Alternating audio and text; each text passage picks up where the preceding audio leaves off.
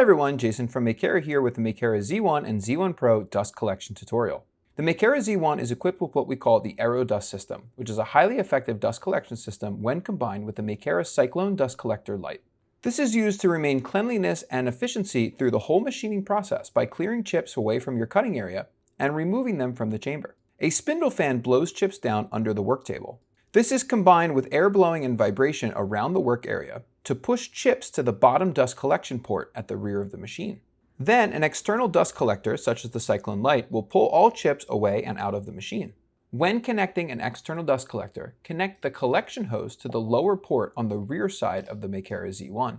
The Cyclone Lite also includes an outlet port to blow air through the machine, which can be connected to the upper port on the rear of the Z1.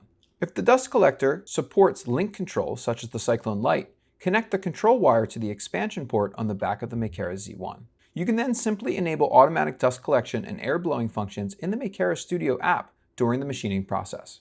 It is always recommended to use a dust collector with external blowing functionality for optimal dust removal performance with the Makera Z1 and Z1 Pro. Thanks for watching and stay tuned for more.